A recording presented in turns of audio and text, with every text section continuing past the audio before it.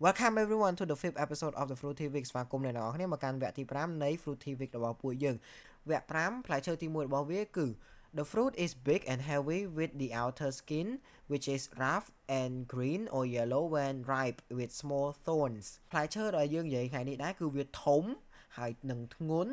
ហើយអាសបកខាងក្រៅរបស់វាហ្នឹងគឺមានភាពក្រើមពាក្យថា rough ហ្នឹងបកប្រែមកថាក្រើមមានពណ៌បៃតងឬក៏ពណ៌លឿងនៅពេលដែលវាទុំពាក្យថា ripe នេះបកប្រែមកថាទុំថ្នាក់ពាក្យវាជាគុណនាមពាក្យថា ripen នៅពេលដែលយើងនិយាយគ្នាពាក់ព័ន្ធជាមួយនឹង episode ដែលមានស្វាយហ្នឹងគឺវាថ្នាក់ពាក្យវាជាកិរិយាសព្ទអានេះទុំដូចគ្នាថ្នាក់ពាក្យវាជាគុណនាមអានោះថ្នាក់ពាក្យវាជាកិរិយាសព្ទអាចបកប្រែមកថាទុំឬក៏បន្ទុំនៅពេលយើងបន្ទុំស្វាយអញ្ចឹងគឺយើងអាចប្រើពាក្យថា ripen នឹងបានដូចគ្នាអូខេwith small thorns គឺបានន័យថាវាមានបន្លាទូច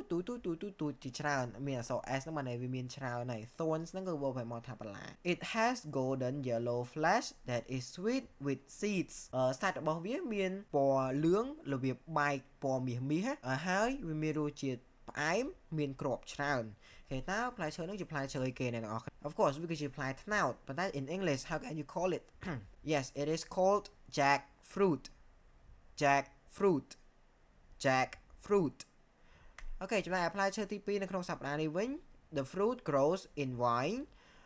It is small and comes with different colors dark purple green red etc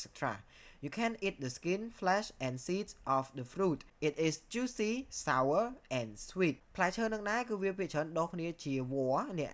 អាកន្លែងនេះក្នុងកន្លែងអាផ្លែឈើនឹងដែរភាគច្រើនគឺវាដុះគ្នាជាវល្លិហើយនឹងភាគច្រើនគឺបូកប្រែវាមកថាជាវល្លិប៉ុន្តែកន្លែងនេះគឺគេសំដៅទៅលើហ្នឹងមិនដឹងហៅគេ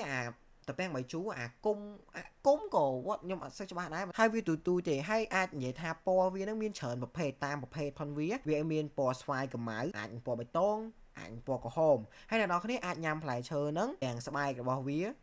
ទាំងសាច់របស់វាទាំងគ្រាប់របស់វាហើយរសជាតិរបស់វាមាន juicy មានភាពសំណើមទឹកហ្នឹងវាមានរសជាតិជូរផងមានរសជាតិផ្អែមផងតែផ្លែឈើហ្នឹងគឺជាផ្លែឈើគេអ្នកនរគ្នា Of course it is ផ្លែតពាំងបាយជូរតែភាសាអង់គ្លេសគេហៅវាថា grape អូខេអ្នកនរគ្នាកុំភ្លេចចុច follow ម្នាក់វិញផងអរគុណច្រើនបាយ